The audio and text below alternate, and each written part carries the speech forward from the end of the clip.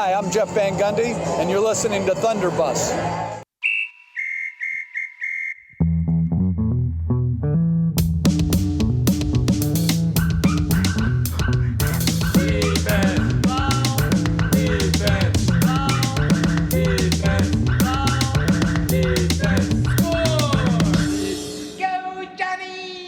Welcome to Thunder Bus with your hosts Watson and Bones. I'm Watson. And I'm Bones. We get serious about the Thunder on this podcast. And we don't get too serious, mommy. Bones, on our last show, we welcomed Eric Musselman, the coach at the University of Arkansas, on for an interview, and it was a great time. The Muss Bus on the Thunder Bus. That's right. It was a bus tandem. So if you listeners out there didn't get to check out that interview, definitely go give it a listen. And thanks to Coach Musselman for taking the time to hang out with old Watson and Bones. Yeah, the guy had a lot of energy. No rust for the Muss.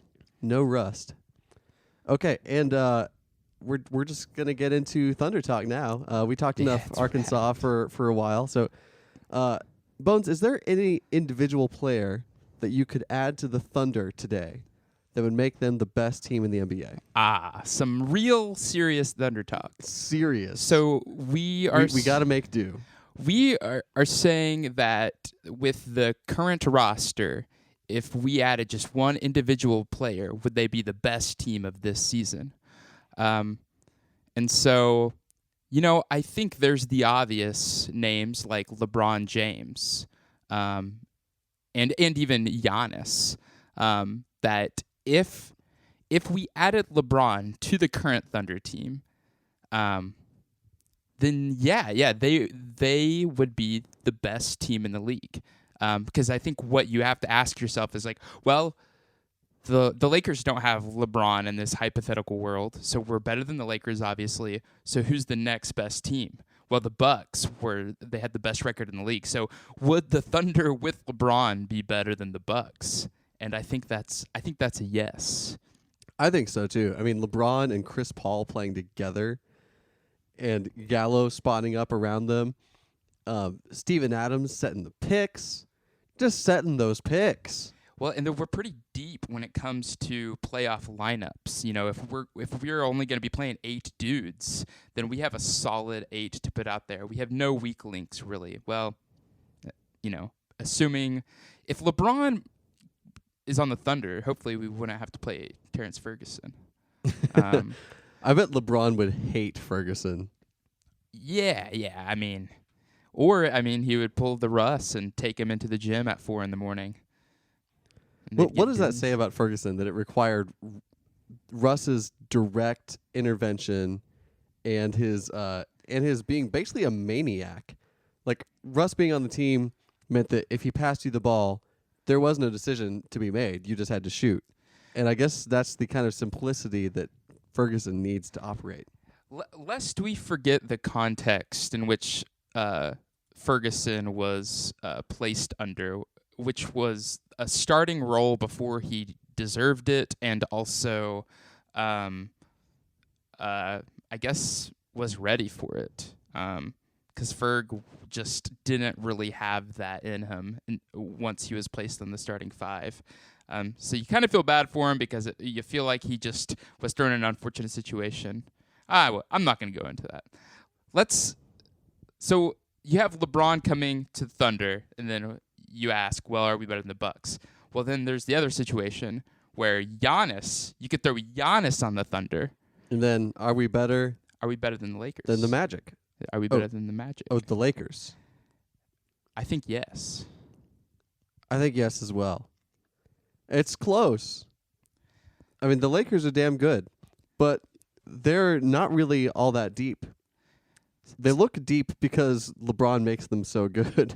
Right. But their rotation is kind of inconsistent.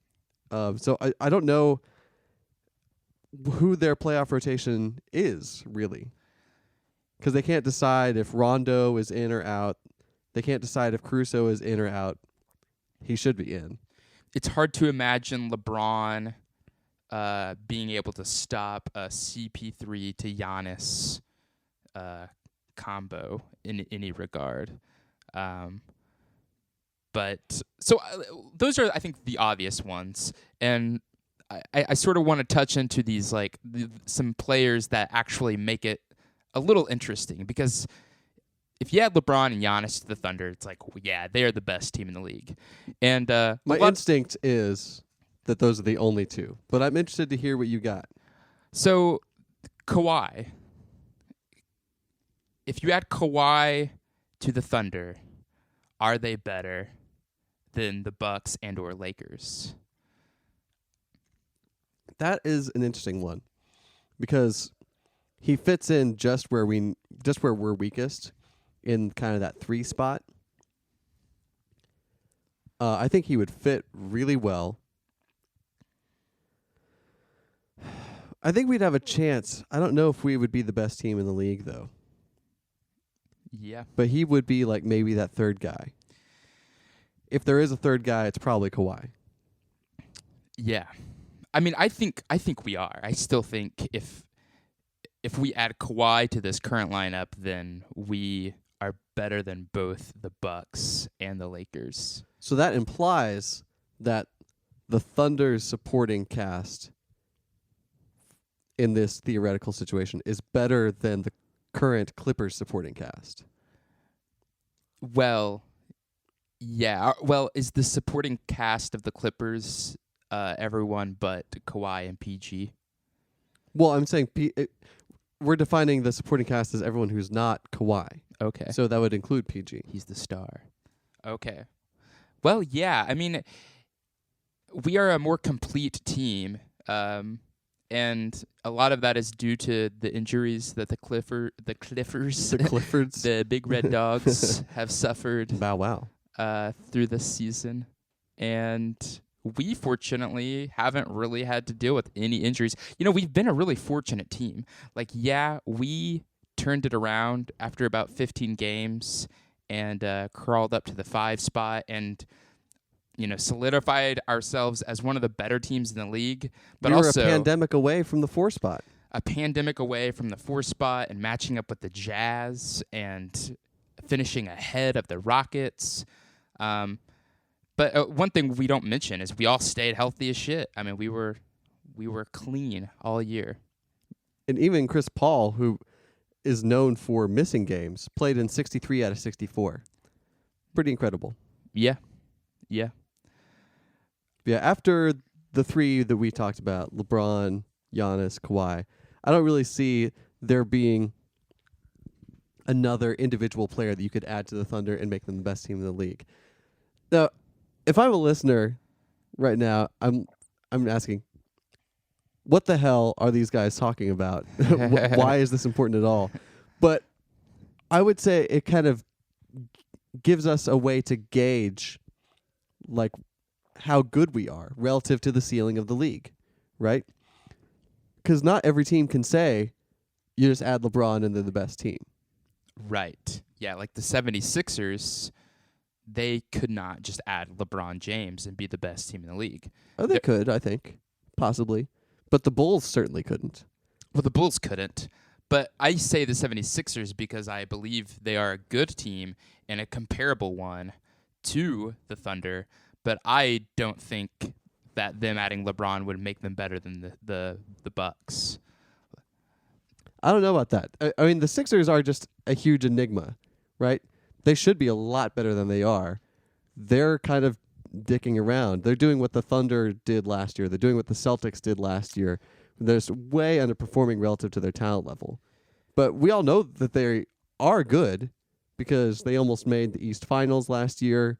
They were a drop in away from beating the Raptors. They were good last year, but they also had J.J. Redick and Jimmy Butler, who are both like really good players. True. And this year, I truly believe if they added someone like LeBron, they would not be the best team.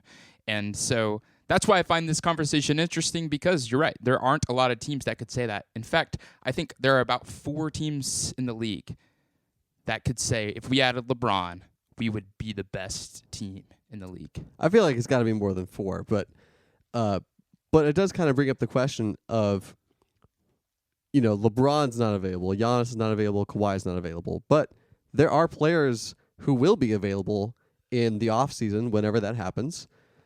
And I think it's worth asking at this point, with as good as this Thunder team has been, should we be trying to add somebody in free agency?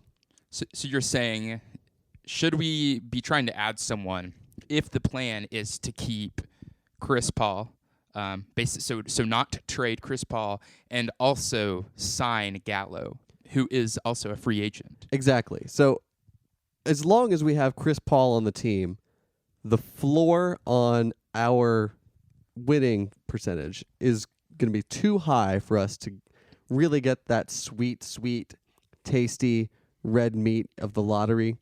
Yes. I mean, Chris Paul's getting old, but he balled out this year. Man was a point god. Yep. So if we can trade him and hopefully get a pick back or something, that'd be great. But his contract is pretty big, and he's getting up there in age. He's going to be hard to trade. So if we can trade him, great. But I'm betting that we're not going to be able to trade him in the offseason. Yeah. If he's coming back, then we can't take next year. If we can't take next year, why don't we sign Gallo, right? Maybe a 1+1 or something like that. May as well, because Gallo's still in his prime. He's at the tail end of it, but he's still in his prime. And then try to improve this team on the edge. Maybe we can make a run at the conference finals or something. Absolutely. You feel like we sort of owe it to Chris Paul. Like, if we aren't going to trade him, then this next season we, as an organization, owe it to him, because Thunderbus is a part of the organization. We owe it to him to give him another good season, because he did that for us. And this season was just a win for Thunder fans because of Chris Paul. And players will want to come and play with Chris Paul. Right. There's this true. idea out there that Oklahoma City is not a free agency destination, which has been true thus far. But two things have always been true about Oklahoma City as a franchise. One, it's a small market in the middle of a flyover state. And people have always thought that was the main reason why we didn't get free agents. But I think it's possible, Kyle, if you're listening, cover your ears, that players didn't want to come play with Russell Westbrook. Yeah, sure. Players want to play with Chris Paul. Yeah, Chris Paul is, he's got like a legit rep in the league that shows that he plays well with other players. So that makes sense to me. And the dude just wants to win and finds ways to win. But yeah, he enhances players' abilities and optimizes their talents. So I agree with that for sure. But you do wonder, and you mentioned Russell Westbrook being a guy that other players didn't want to play with. And I wonder how true that is. I just said it was possible. I don't know. Yeah. But he is kind of ball dominant, and if you're on the floor with Russell Westbrook, you're going to be a role player. Speaking of role players, you trying to get into this new segment? Oh, the new segment. The new segment is called Cage Corner, and we'd like to get a little lead in from Michael Cage. I'm not trying to give you any kind of lead in here. Thank you, Michael Cage. Thank you, Michael Cage. So Cage Corner is where we just highlight stupid shit that Michael Cage has said on the broadcast, because we got to live with him as Thunder fans. We got to sit through his awful commentary. Yep. But the least we can do is filter through all the crap and get these little flecks of comedy gold. Yeah. So thank you, Michael Cage, for your contributions to Thunderbus. First thing I picked up was when Matt Pinto was subbing in for Chris Fisher, and Matt Pinto says to Michael Cage, "Hey, didn't you play in the era where they took 3 shots to make 2?" that was in effect when you were playing, right? And Michael Cage says, I'm not that old. That rule wasn't around when I was playing. And Pedro says, yes, it was. Oh, come on now. Oh, ouch. Ouch, man. Hold on, man. Somebody close the door. Oh, man. So what are some things that you're looking forward to in the playoffs, whenever they happen? So yeah, I mean that's we'll say what are we looking forward to in these playoffs that will happen eventually, barring that it's going to be your OG 16 team playoffs. I think one for me is how Chris Paul plays in the playoffs. We've seen him all season be this guy that no one expected, and this dude, he over his career averaged 21 points, 8.5 assists, and 5 rebounds in the playoffs. And also, I know, and also get this, the dude hasn't missed playoffs since 2010.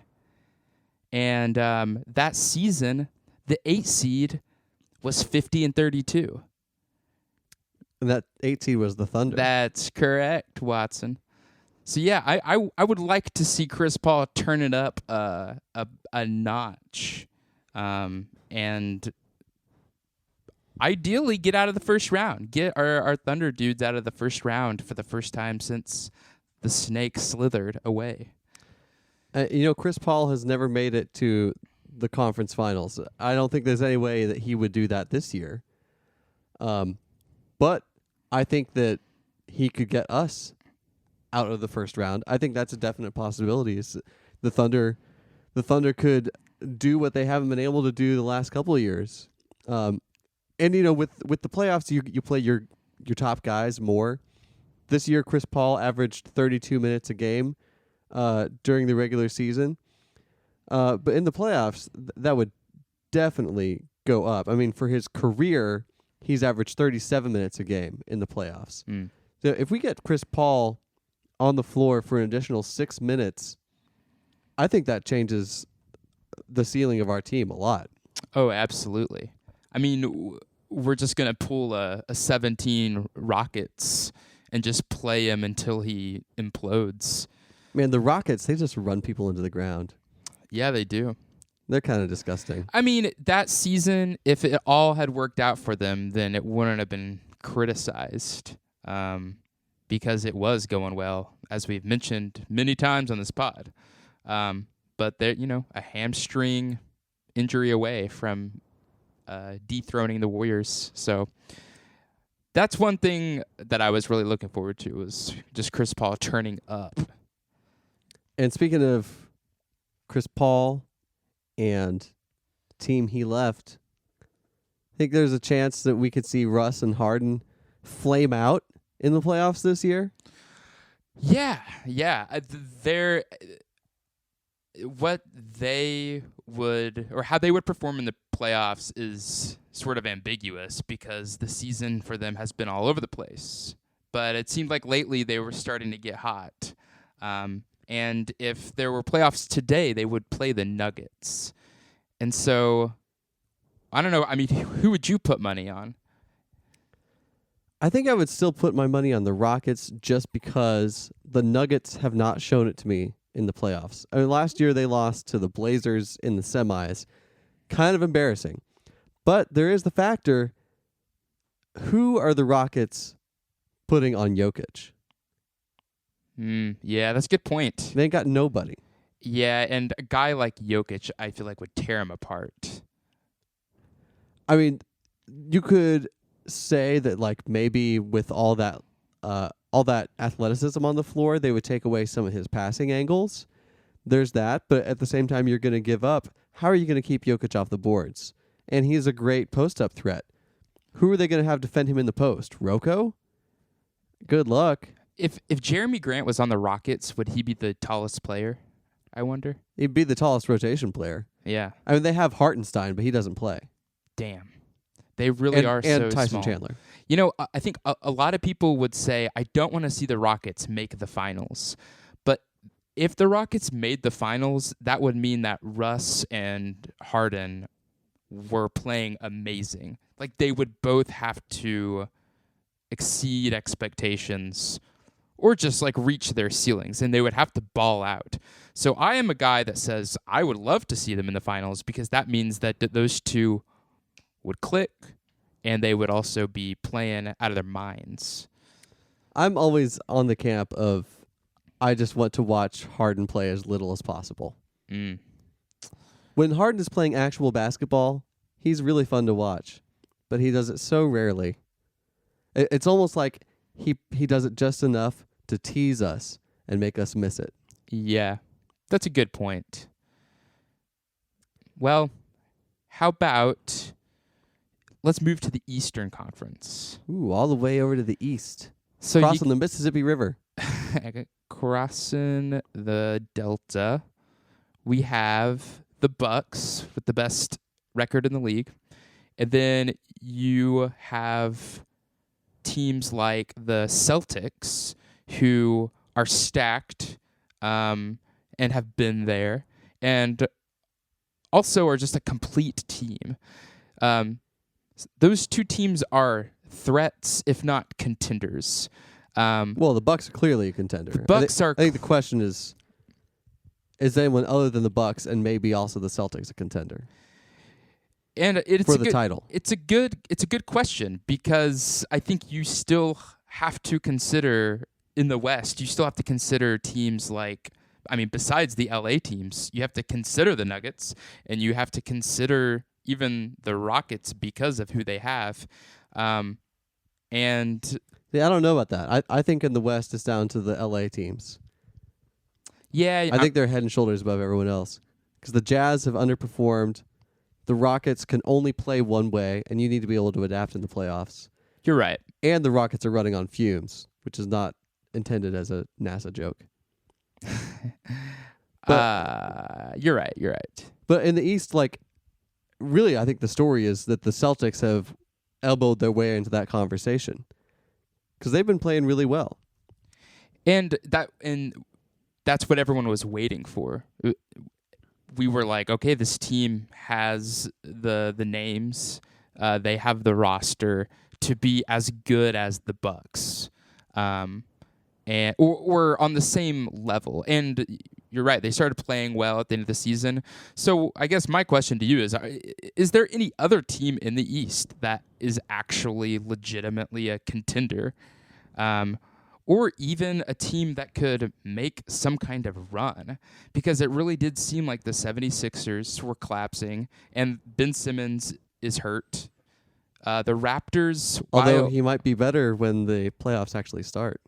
That's true. That's the thing. It's like this is kind of almost a reset button on everyone's health. Well, hopefully he's resting up in Canada and, taking it easy. I mean, the Nets are going to make the playoffs. If Durant were to get healthy, then that would be a big X factor. But I think that's a fairly remote possibility. The Heat are a nice story. I think they could give somebody trouble in the semis round, but I don't see them really making a bunch of noise. Pacers, They've got a hard cap, I think. Yeah. So that really just leaves the Raptors. And the Raptors were really good. They had the third best record in the NBA. You realize that? Third best record? I mean, that kind of floored me. The Raptors are sort of getting the Spurs treatment. They have a really good record. They play really good defense and team basketball. But they don't have any names that make you go, oh, this guy's going to take them to the top. Obviously, they have good players and... Siakam, Lowry. Yeah, I mean, they have guys that, hey, they won a title. But Siakam and Lowry, as your two best players, are in the whole scheme of the NBA, I'd say they're probably two B-plus players. Right? You think that's unfair to either of them? No, not really. I think that's fine. I think that's probably spot on. I think they're two B+ players, but they have a lot of B B players, which makes them a good team, and they're very well coached, which makes them a really good team. And that coaching made a difference in the playoffs last year.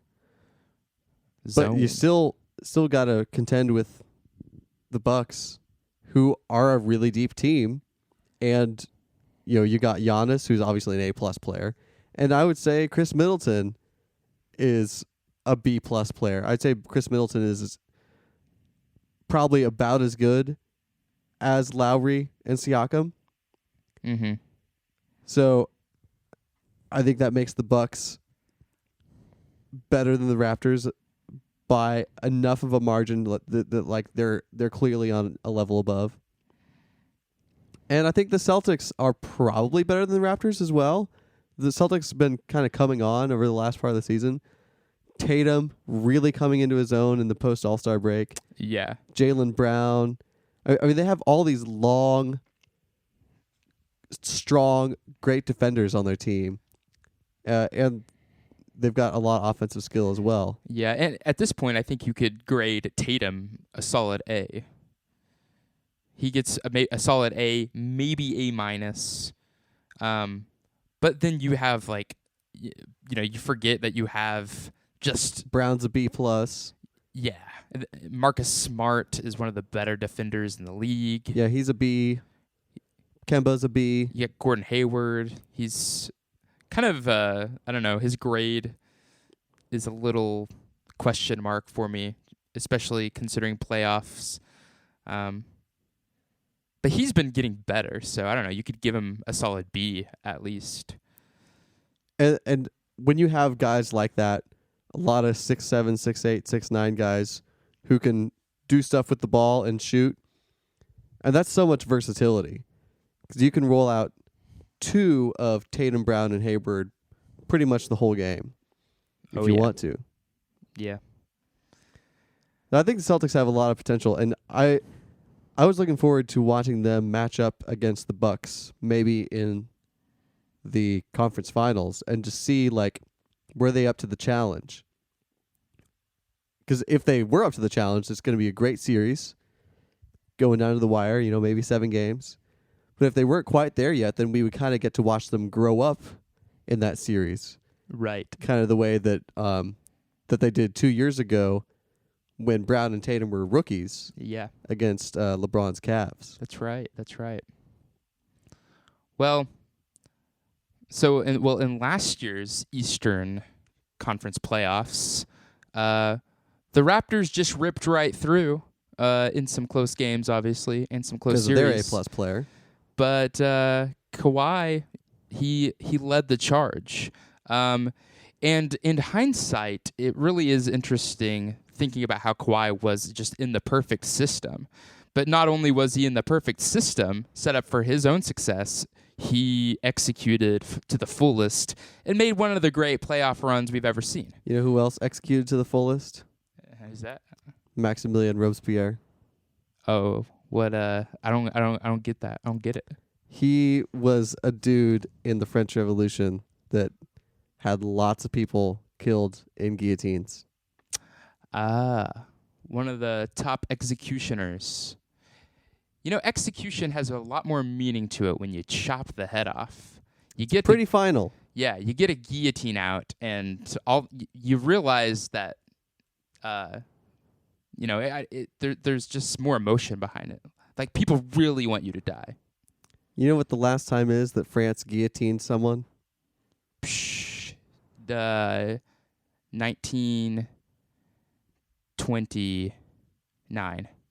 1977. Damn, that was Saturday Night Fever year. The same year that the first Star Wars movie came out. Oh, man. What was the first Star Wars movie called? A New Hope. We just needed to reference it again. This is at least the third time we've referenced A New Hope. Oh, yeah. We Deservedly. Did we have 2 Thunderbus titles named A New Hope? We did. Maybe this is going to be number 3. That's not bad. All you must bus heads, strap in.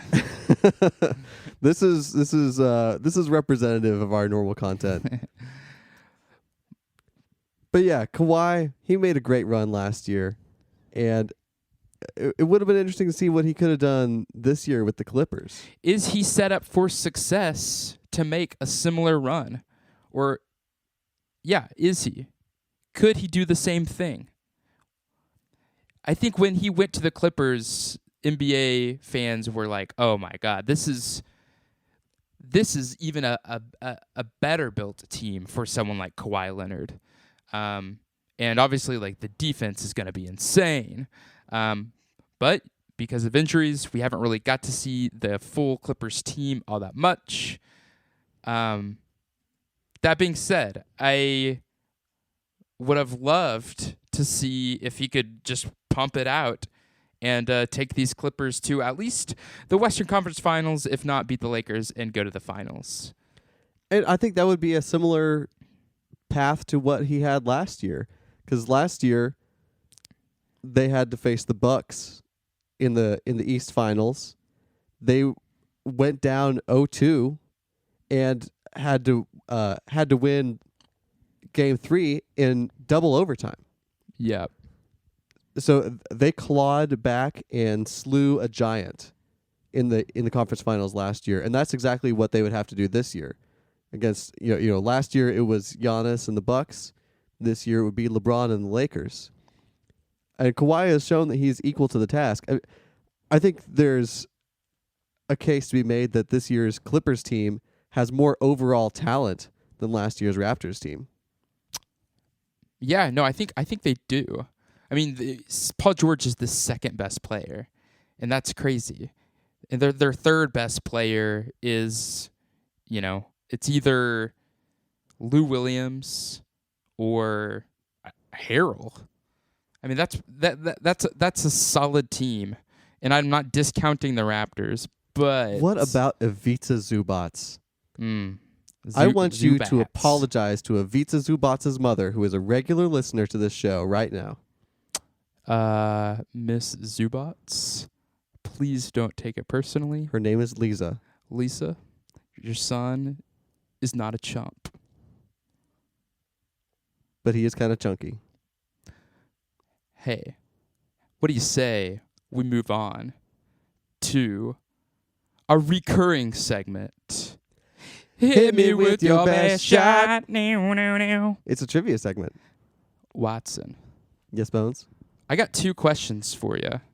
Oh, man. And double barrel shotgun.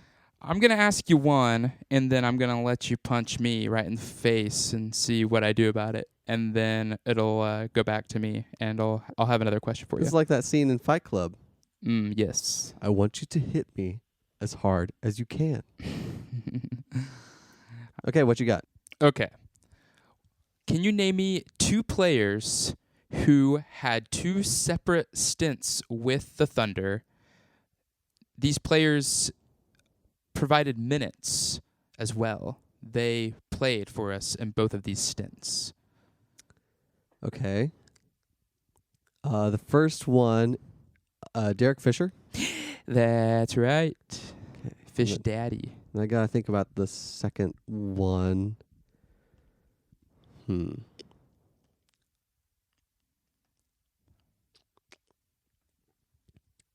Not DJ Augustine. No, not DJ Augustine. Man,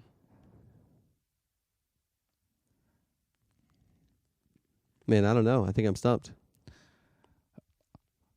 How about here? I'll give you a little hint. Okay.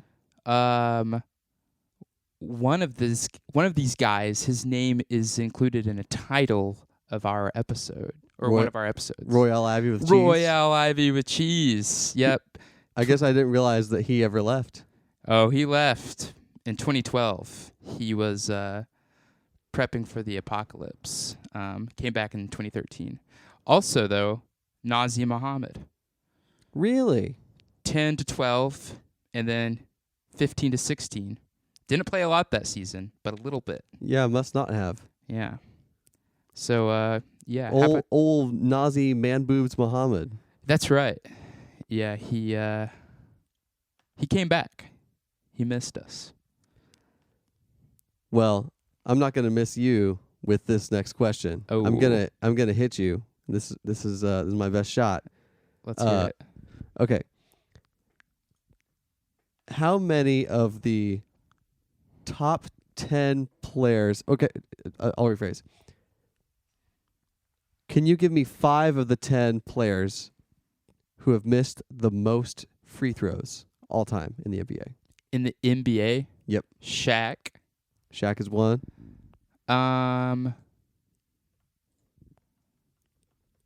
Kobe. Surprisingly, no. Is Russell Westbrook up there? Nope. Wilt Chamberlain? Wilt Chamberlain is number 1. You got Wilt's number 1, Shaq's number 2. Missed free throws. How about Patrick Ewing? No. Okay. So, missed free throws. Let's see. Assuming it's just another big guy, Hakeem Olajuwon? No.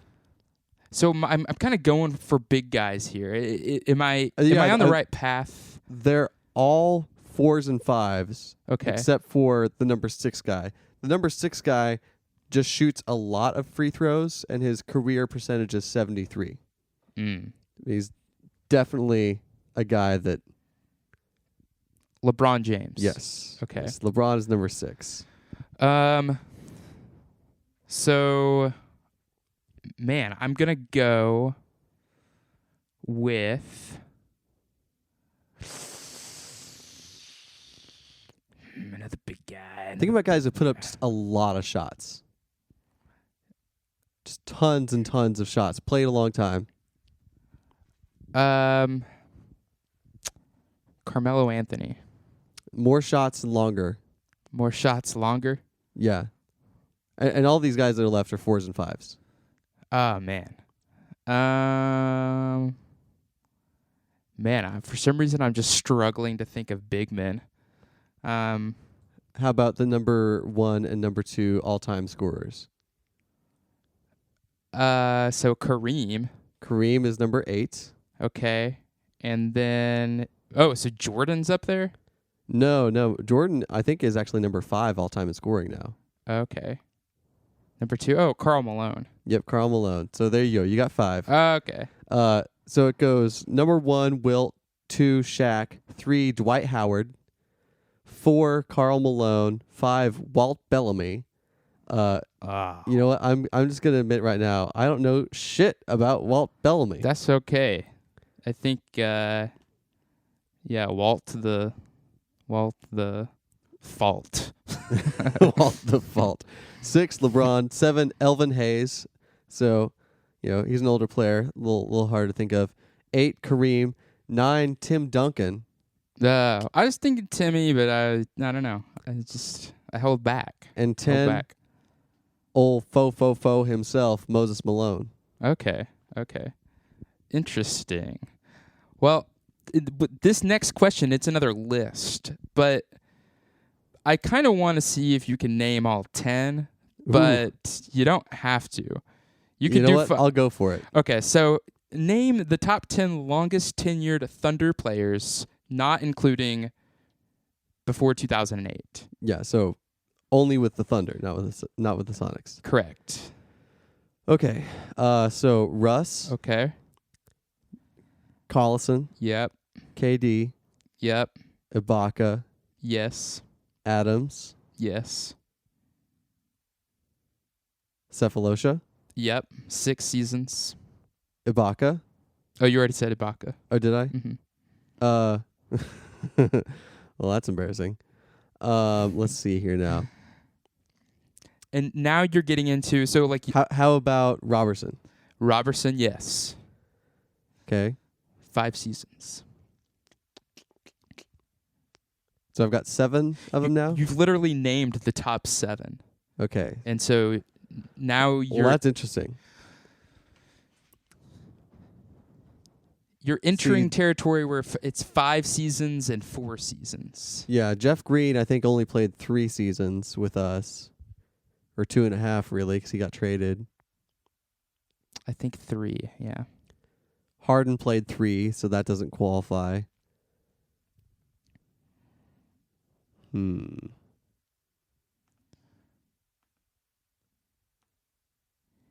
I give you a hint? Hustis played 3. I don't know why I'm thinking of Hustis at this point. Give me a little bit. Let's see. We picked up Perk in the 10-11 season. And I think we held on to him through, 2015? I'm going to say Perk. Perk is on the list. You've named the top 8. Perk was with us for 5 seasons also. Okay. I think Fisher played in 3 seasons. I think you're right. Both of these guys you have not named, they played 4 seasons with the Thunder. And they played together for 2 of them. Jeez. I'm going to feel dumb. Well, you've named 8 out of 10. That's a B. Are any of them current? One of them still plays in the league. But not for the Thunder. No. Okay. Let me have it. Well, let me give you one more hint. They both were on the 2012 team, the finals team. I'll even go deeper. They were both backup point guards. DJ Augustine? No. Eric Maynard's not in the league anymore. Yeah, that's one of them. Okay. The other guy's still in the league. Another backup point guard. One of our best backup point guards. I'm feeling really dumb. I think you're just blanking. You want me to tell you? Yeah, I must be blanking. Reggie Jackson. Okay, yeah. That's a tough one. You did great. Man, I'm surprised that he played 4 seasons. Yeah. In my mind, he only played 3. Frankie Valli. I guess I pretend that 14-15 season didn't happen. Oh, it happened, baby. That was the one where he was on the team, but he wasn't playing for us. Yeah, he was not playing for us. He was playing for the Death Star. He was a pretty well-liked rookie, though. He contributed as a rookie, which leads me into my second question. Ooh. I've got the top 8. This is a very arbitrary cutoff here. I've got the rookies who made the most starts in their rookie seasons in Thunder history. So we got 8 guys that I put here because after that they weren't really important and they were kind of boring to me. Wait, I'm about to name you 8 unimportant guys. No, this you're not. You don't have to name me all 8, but let's see. I want to know if you can name 6 of these guys. Okay. There are 8 Thunder rookies all time that have started 8 or more games. Okay. See if you can name 6 of them. Okay, so It's a pretty interesting list. well, okay, so we're not talking pre-Thunder. We're not talking about Supersonics. Yeah, just Thunder. Okay, so Russ. Russ is on the list. He's actually only number 2. Okay. Jeff Green was with the Sonics. Right, he was a rookie with the Sonics. So Steven Adams.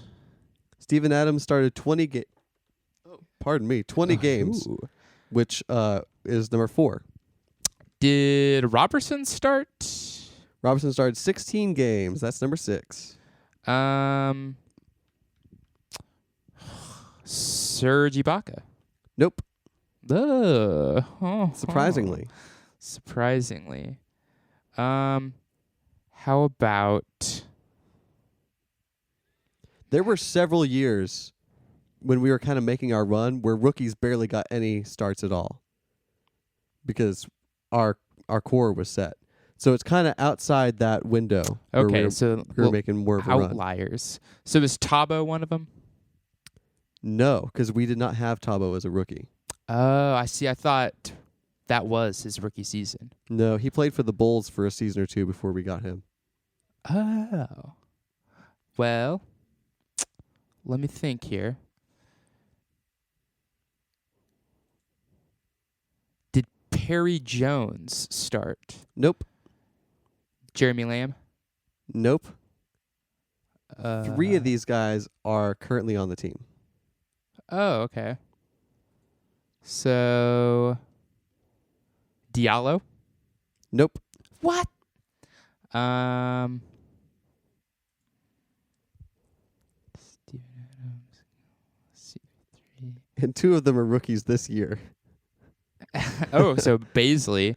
Baisley is number 8, and that's why I extended the list down to number 8. Initially, I was just going to do all the guys that did 10 or more starts. Yeah. So he had 8.